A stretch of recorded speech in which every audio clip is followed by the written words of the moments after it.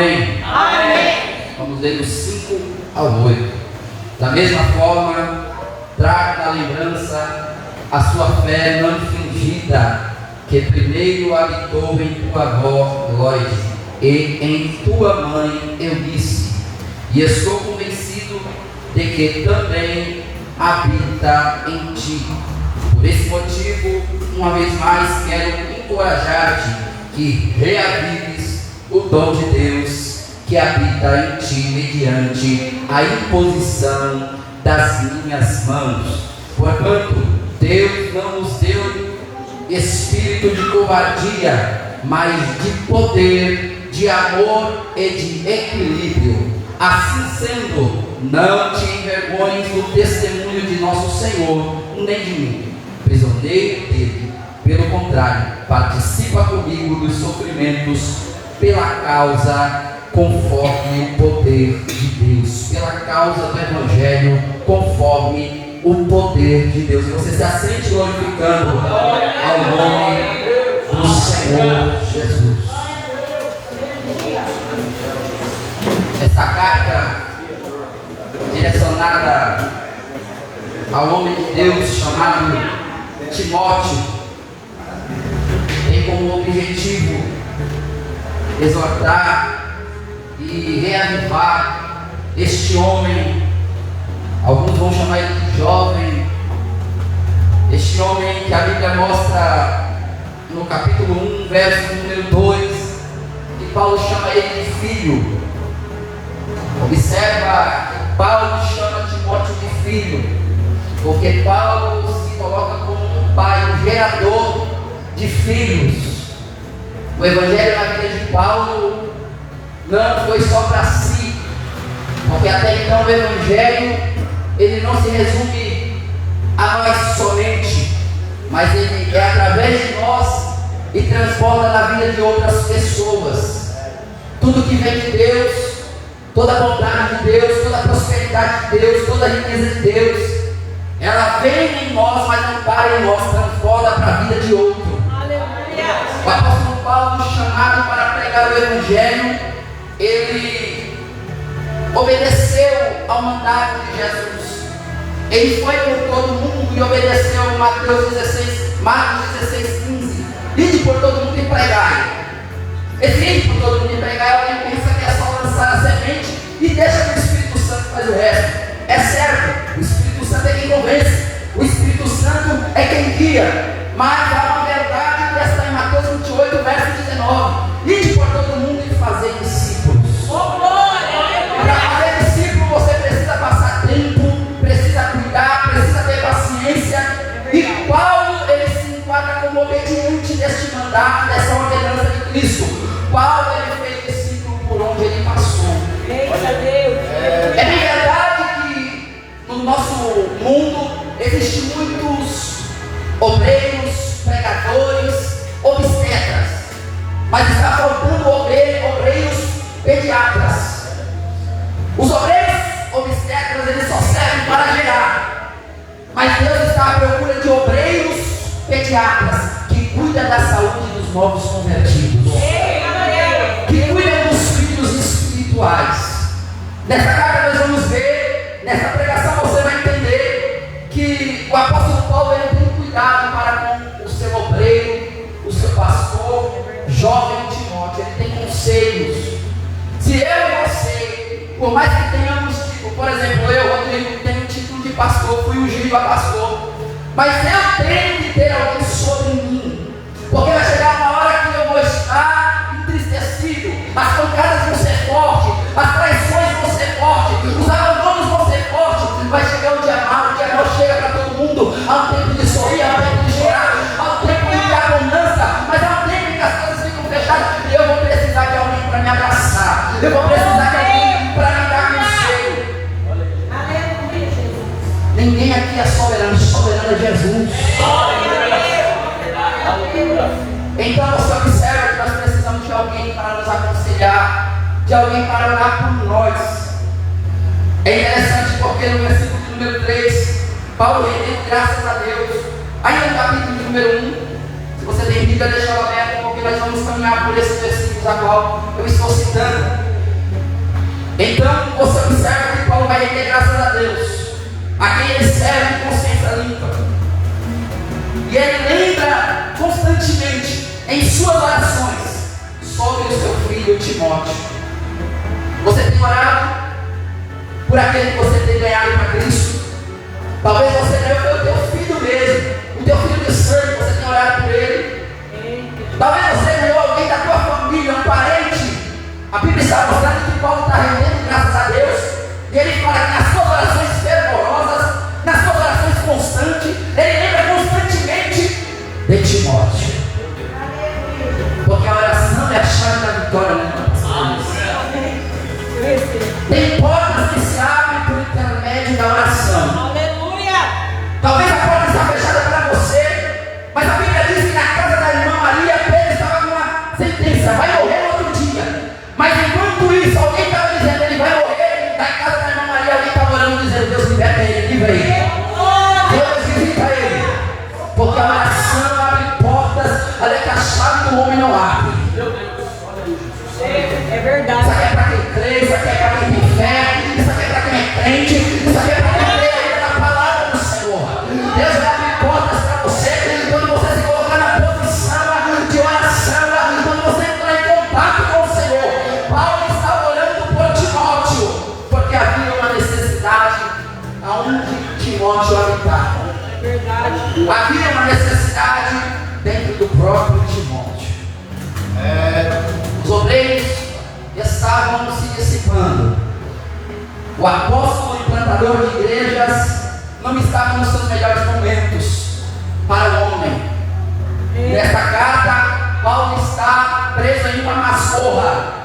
O apóstolo dos gentios, pregador dos gentios, mestre dos gentios, estava preso em uma masmorra, acorrentado, sem amigos por perto.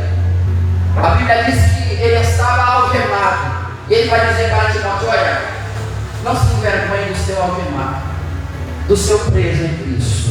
Eita, Jesus. Timóteo, segundo o que a Bíblia nos mostra e a revelação da palavra nos diz, na primeira carta Paulo diz: olha, desperta o dom de Deus. Aleluia. Não despreze o dom de Deus que há em ti. É verdade, Deus. Aleluia. No versículo de número 7, Paulo diz para Timóteo: olha, não te envergonhe do meu testemunho. Não se envergonhe do testemunho de Cristo. É verdade.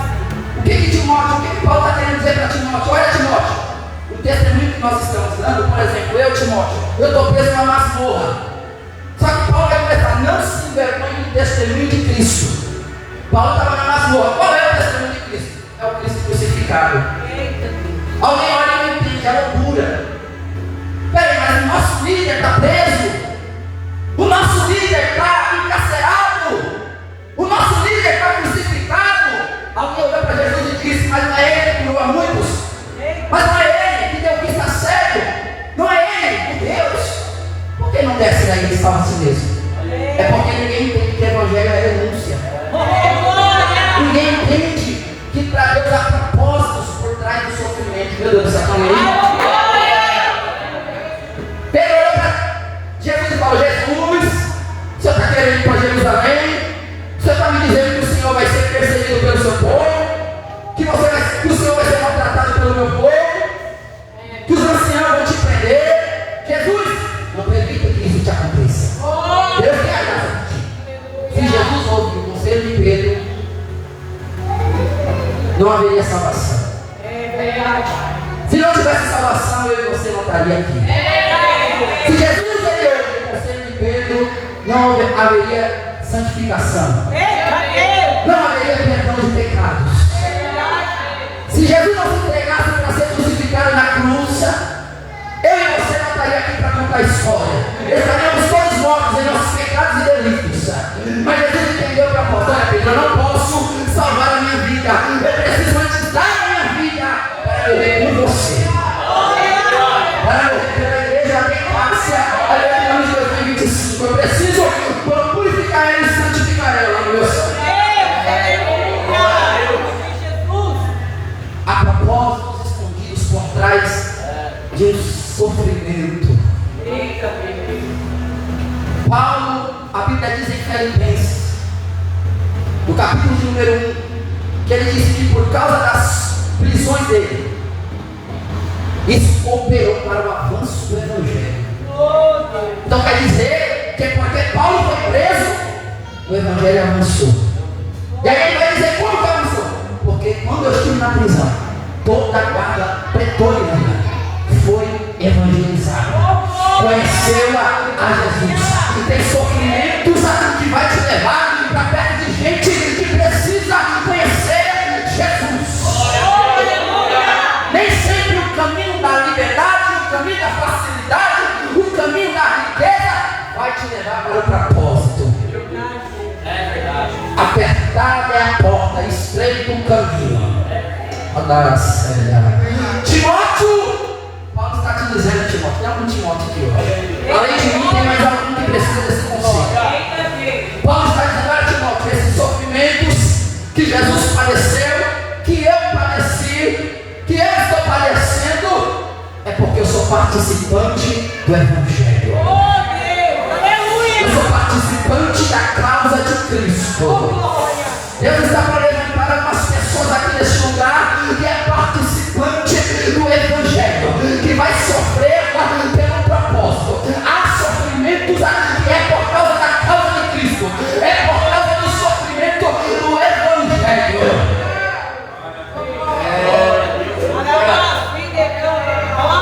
Estou sentindo ele aqui porque ele está querendo direcionar alguém.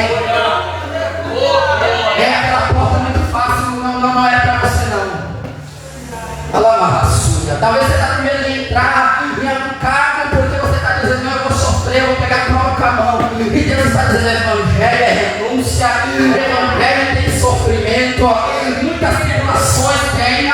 Paulo disse, e todos que querem viver piedosamente no Evangelho passarão por tribulações, passarão por perseguições. Paulo disse, eu passei por muitas tribulações, mas de todas o Senhor me livrou. Enquanto não chega o dia do cumprimento da promessa, enquanto não chega o dia de você morrer, enquanto Deus não te colocou naquele lugar que Ele vai te colocar, você não morre por nenhuma perseguição, diz o Senhor. Você não entendeu? A Bíblia diz que os sinais seguirão aqueles que creem. Crê no que, pregador? Crê no Evangelho, crê na chamada, e por todo mundo. Jesus está olhando para os seus 12 discípulos, Mateus 16, verso 14. E ele está dizendo, ide por todo mundo e pregai o Evangelho, ide por todo mundo e fazer discípulos de todas as nações, e os sinais serão lá, quem crê no meu chamado. Infelizmente, Paulo, quando ele obedece, ele vai passando pelas nações. E por onde ele passa, quando ele expulsa o demônio de uma endemoniada, a Bíblia diz que o povo pega ele para dar 39 chibatadas. Ele mandará. Está pensando que Evangelho é bombom, é danoninho, é algodão doce, é só laurel, é só banquete? O Evangelho ele tem, aleluia, algumas marcas.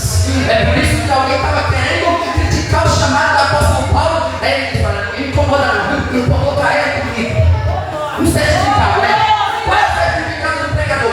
Qual é o certificado do discípulo de Deus? É as marcas. É as marcas, é as cicatrizes das feridas, por causa do Evangelho, por causa do propósito de Deus na tua vida.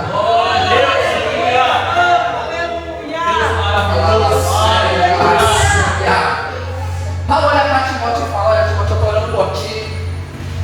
E eu me lembro da fé não fingida, que primeiro, vamos entrar na ordem cronológica aqui. Primeiro habitou em tua avó Lóide, e depois em tua mãe Eunice. A fé primeiro habitou na avó, e depois na mãe, e agora habita em Timóteo. Observa que passa da avó para a filha e da filha para o filho. E Paulo identifica como uma fé não fingida. Glória, aleluia. Timóteo, a mãe de Timóteo, a avó de Timóteo, não adorava somente quando alguém estava vendo.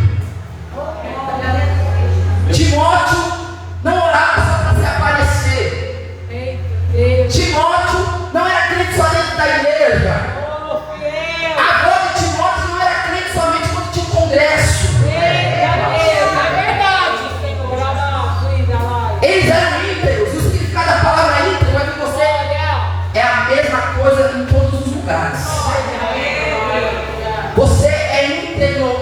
em todas as situações você continua sendo o mesmo. O que mais vai combater quando ele veio, além dos demônios, foi a hipocrisia dos homens. Tem muita gente que é hipócrita, é uma coisa dentro de casa, na igreja é outra. Veste uma máscara. Um dos significados da hipocrisia, da palavra hipócrita, é que a pessoa é um ator. A pessoa é um personagem. E Jesus ele bateu os fariseus porque eles eram assim. Eles pegavam uma coisa e viviam outras. A Bíblia diz em Mateus 22, depois você estuda, que os fariseus olham e falam assim: o senhor é ímpio. Só que quando chega no Mateus 23, Jesus não podia dizer a mesma coisa para eles. Eles falam, mas não fazem. Porque eles têm pregadores, eles têm uma fé fingida. Mas Deus está levantando uma igreja que ainda participa do sofrimento. Seja na igreja ou dentro de casa, você participa do sofrimento por causa do Evangelho. Você não conta testemunho, não, você conta testemunho de verdadeira mulher de Deus. Porque tem muita gente contando testemunho, contando mentira. Tem gente que até está inventando testemunho quando não viveu nada. Isso aí é um testemunho. Mas se você padeceu, se você sofreu, pode subir no altar, porque quem vai derramar fogo no céu, quem vai te abençoar.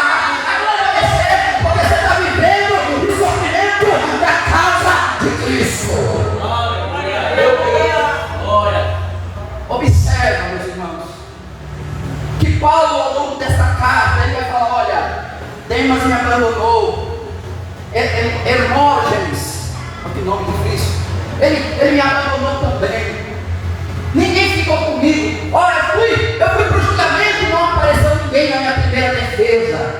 O apóstolo dos gentios, formador de discípulos, implantador de igrejas, agora está preso e não tem ninguém para advogar a sua causa. Por quê? Porque tinha chegado a sua hora. E a hora chega. Só que ele cumpriu o propósito de Deus. Ele falou: eu guardei a minha fé, eu encerrei a minha carreira.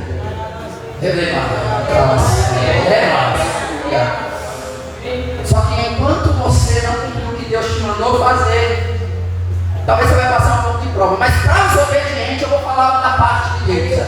Talvez você vai passar alguns açoites, mas você não vai ficar na prisão. Paulo saiu com honra da prisão, Atos 16. Talvez você vai ser picado por um animal, como Paulo foi, mas diz o Senhor para você através da palavra. O veneno não vai ter efeito algum, não vai te matar. Talvez você vai passar por alguns naufrágios e até você vai se desesperar, mas Deus vai falar com você e vai dizer: olha, eu livro você, eu livro quem está dentro desse barco, eu livro quem está dentro da tua casa, eu livro a tua família, eu mandei você ir e você foi, eu livro da tua mulher, eu cuido dos teus filhos, eu cuido do teu celeiro, o barco não afunda, eu te levo para o propósito. Deus disse para Pedro, Jesus disse para Pedro em nome de: olha, eu vejo tu sendo fingido. E aí todo mundo sabe que era a morte dele. Então quando o Herodes falou: amanhã eu mato, Pedro não podia se desesperar. Por quê? Por quê? Porque ele iria morrer quando estiver velho. O homem vai dizer: vai morrer nessa prova. Não, o exército já matou Tiago hoje, amanhã vai matar Pedro. Mas enquanto você não chegar, aí na promessa que Deus te prometeu, você não morre. Mas essa palavra se aplica para quem é obediente. Deixa eu pegar. Por qual propósito Pedro foi preso? Porque estava pregando. Alguém disse: para de pregar e não vai te soltar. Pedro falou: importa antes agradar a Deus. Eu estou sofrendo por causa do propósito.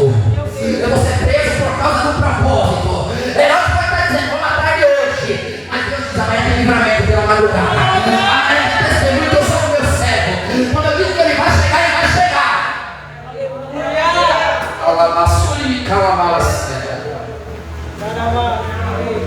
Timóteo estava sofrendo alguma carência, meus irmãos. Você precisa ter sensibilidade para entender esses textos. As duas cartas.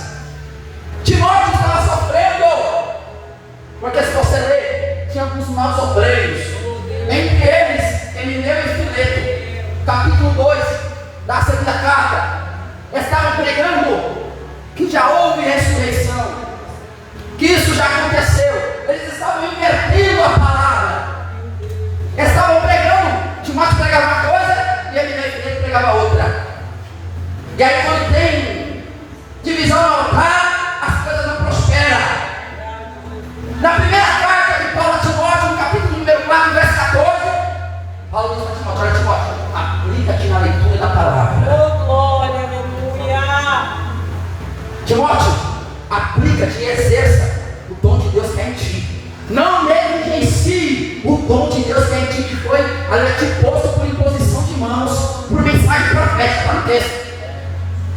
1 Timóteo capítulo 4, verso 14. Então Paulo está dizendo: olha, aplica-te a ler a palavra e depois exorta a igreja.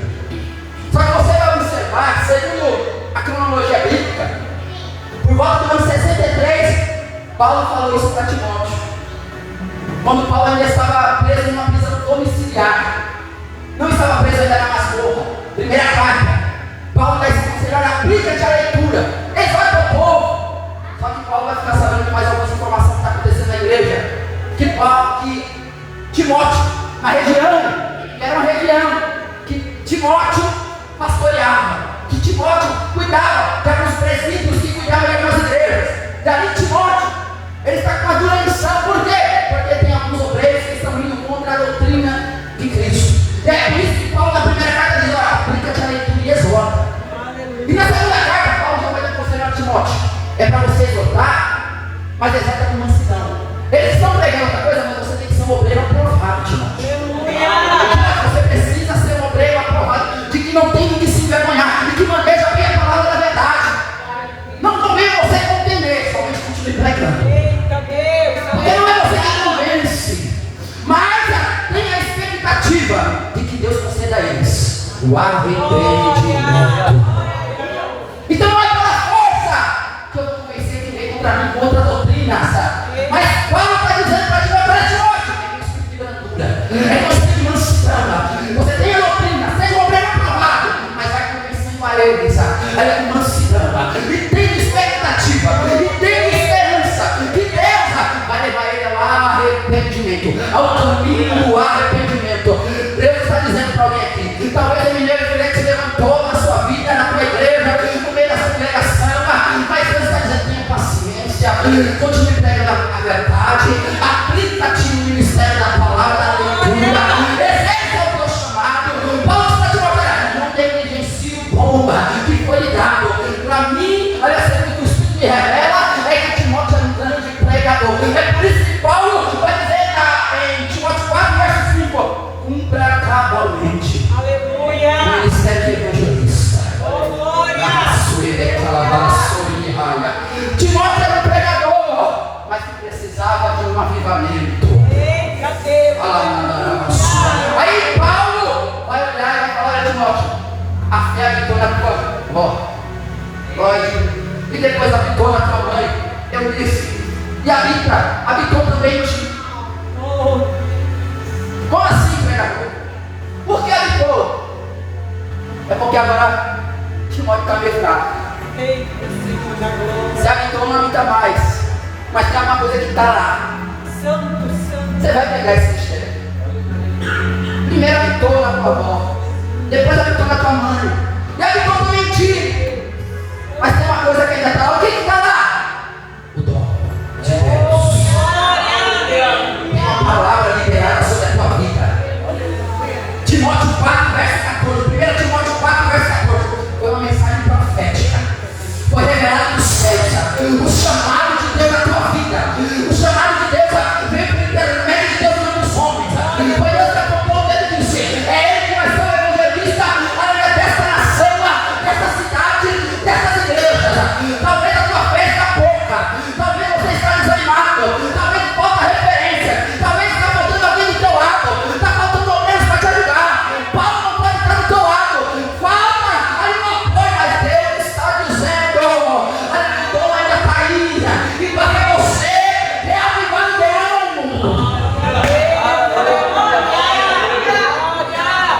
Timóteo está desanimado, mas Paulo está relembrando a fé que habitou. E essa fé é sem fingimento. A fé que conheceu a tua avó, que talvez habitou nos tempos de Cristo, que viu talvez a crucificação de Cristo, mas depois foi dispersa. A Bíblia diz que a mãe de Timóteo era uma judia, e essa família talvez viu a Cristo, contemplou Cristo crucificado, mas essa família foi dispersada. Por quê? Porque há uma perseguição por causa do avanço do Evangelho. O Evangelho estava sendo proclamado, e quando Paulo se depara com essa família em Atos capítulo 16, Paulo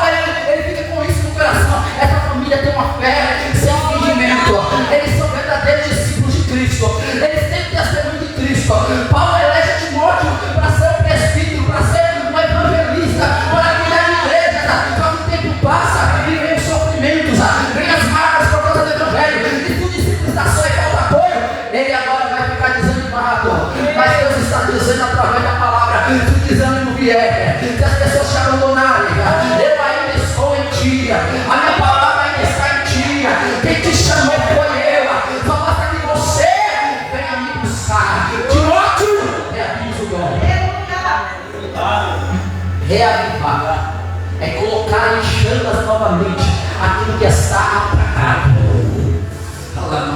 Você entendeu? Não, por isso que você está dando glória, irmão. Aleluia. Mas reavivar é colocar em chamas aquilo que está apagado. Talvez você tenha um pouquinho de churrasco. Quando o carvão está apagando, você precisa colocar mais carvão lá e colocar fogo no negócio. Para que a calma venha assar. Assim é no Evangelho. Você precisa colocar fogo. Como assim, pregador? Precisa colocar o Senhor em ordem. Precisa colocar madeira no altar. Como assim, pregador? Precisa descer na altar. Precisa de consagração. Precisa de jejum. Precisa de voltar a evangelizar como evangelizava. Precisa de voltar a perdoar como perdoava.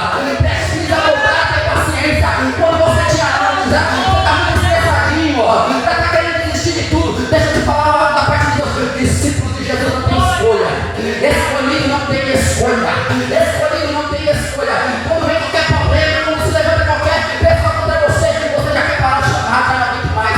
Não, para mim já deu. Já não quero mais ele. Já não quero mais ela. Já não quero ficar nessa empresa. Já não quero ficar nesse emprego. Está muito sem paciência. Deixa eu te falar da parte de Deus.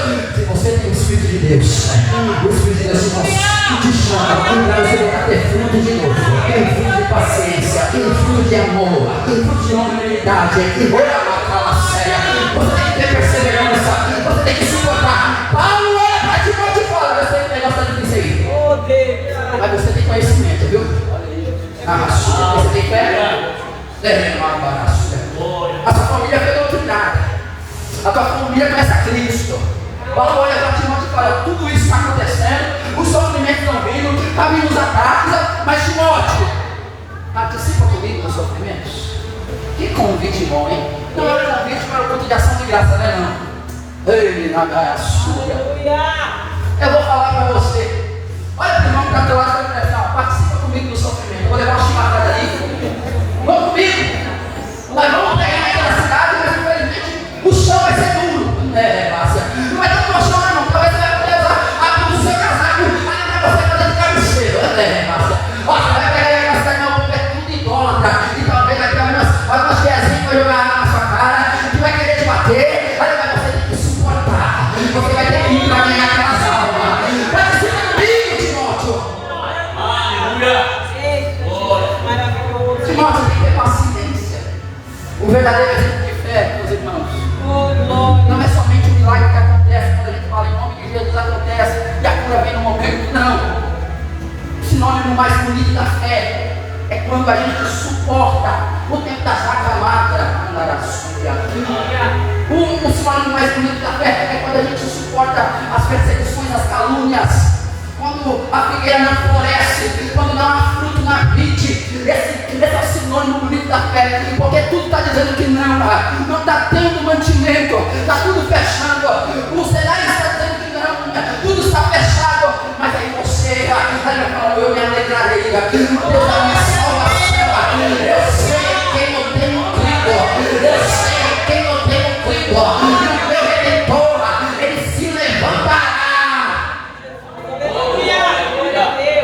Deus é Deus para mudar o cativeiro. Deus é Deus para operar o sobrenatural. Deus é Deus para dar livramento. Deus é Deus para te sustentar no deserto. Deus é Deus para te aquecer no meio de uma noite fria. Deus é Deus que quando você vai estar dentro da fornalha, Ele é o quarto homem da fornalha. Enquanto não chega o dia da tua morte, enquanto não chega o dia, aleluia, que você tem que viver a promessa. Aleluia, Deus vai te dando livramento. Ele é Deus bem presente na hora da angústia. Ele está com você nos sofrimentos. Aleluia, faltou advogado para Paulo, na primeira defesa, mas a Bíblia diz que o Espírito Santo, ele é o nosso consolador, ele é o Paracleto, ele é aquele que está ao nosso lado. Paulo olha para Timóteo e falou: eu estou preso na masmorra, Timóteo, mas tem um negócio, você não recebeu o Espírito de medo, Timóteo, não foi o Espírito de combatiga, Timóteo, está vendo que foi encarcerado? Eu estou sofrendo por causa do testemunho de Cristo, Timóteo, mas você recebeu o Espírito de poder. Você recebeu o Espírito, aleluia, de amor, você recebeu o Espírito de moderação, de equilíbrio, poder para avançar, poder para pregar, poder para expulsar demônio, poder para operar sinais maravilhosos, poder para romper. Você vai romper e o nosso profeta vai ficar envergonhado. Pode ser levantar a cabeça de Berimbau e 400 de Azéia, mas se você romper, se você se apresentar como ovelha aprovada, se você se fortificar na graça que é em Cristo, pode pegar o evangelho. Quem tem que fazer isso? Porque vai chegar uma hora que Deus vai conceder um arrependimento. Cumpra cabalmente o teu ministério. Amor.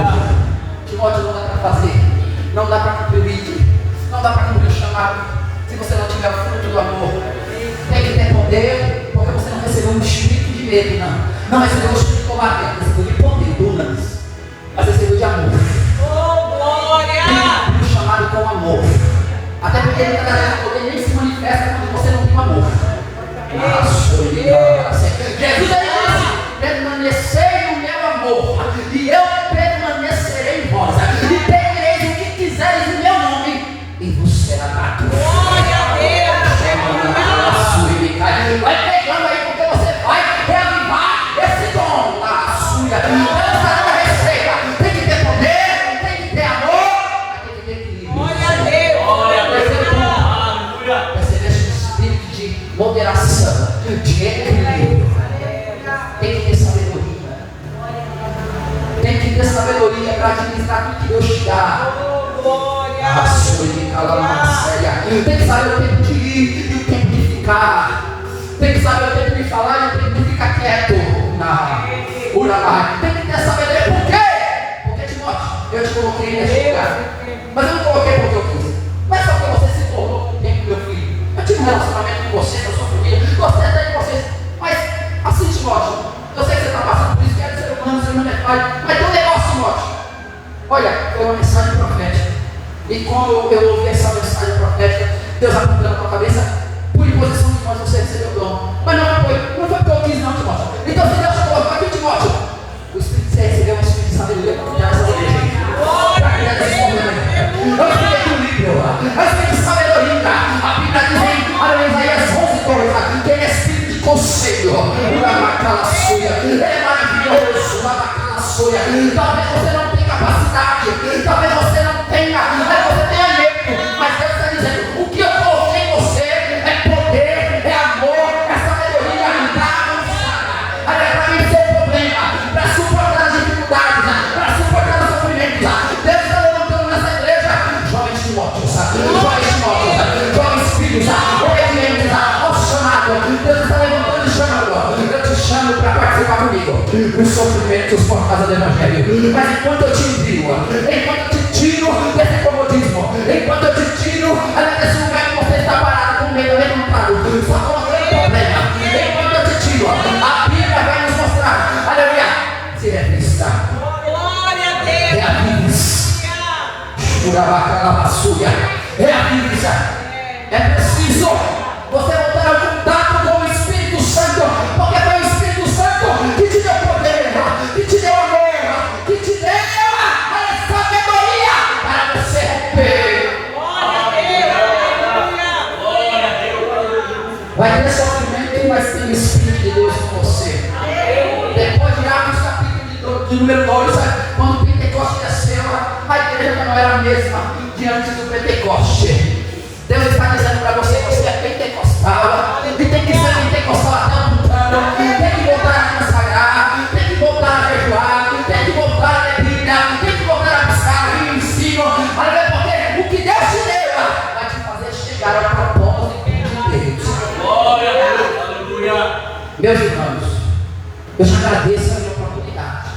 Mas o que Deus quis dizer hoje é que Deus está levantando discípulos para cumprir o propósito. Há uma chamada, há uma palavra profética, ela não é estabelecida pelo homem, mas que vem da parte de Deus. E se o dom de Deus está aí, só falta você reavivar. Paulo diz para Timóteo: não negligencie, não despreze aquilo que foi te dado. É uma denúncia divina. E Deus falou que você pode. Se Deus falou que você pode, é porque Ele vai te dar capacidade para vencer todas as tempestades, para vencer todos os problemas, todas as tribulações, todos os sofrimentos por causa da causa. Não vai te faltar graça para você suportar, não vai te faltar sabedoria para você administrar e para você romper em pé, porque eu já vi em você. É o Espírito Santo, é uma fé não infringindo. Agradeço essa oportunidade. Meus irmãos, coloque sobre os seus pés. Você, meus irmãos, que se identifica com essa palavra e que está necessitando de um reavivamento, que está necessitando de ser chacoalhado pelo poder do Espírito Santo, vem aqui na frente. Eu vou fazer uma pergunta que Paulo fez para Timóteo: participa comigo dos sofrimentos de Cristo. Quem aceita esse convite de se colocar à disposição da chamada, vem aqui na frente, porque Deus ele conta com você. A Bíblia diz que nenhum soldado que se alistou, que foi alistado para essa guerra, aleluia, pode ficar as coisas dessa terra. Não fique preso ao que você tem lá fora. Vem para cá porque Deus conta contigo. Tem alguém?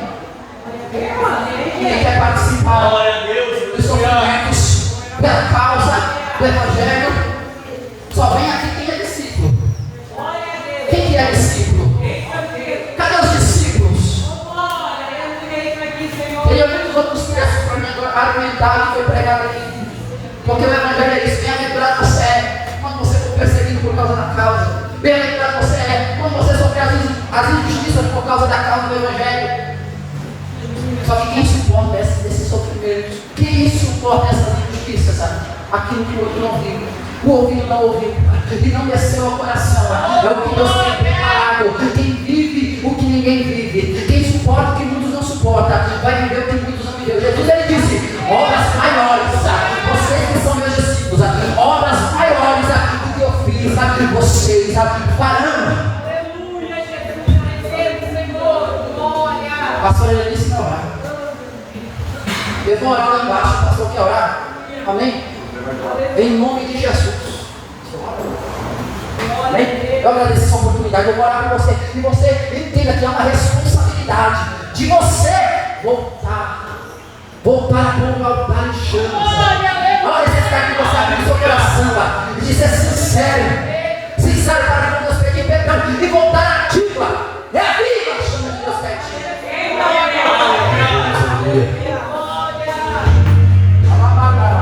Jesus está aqui. Feche os teus olhos, agora com o seu coração.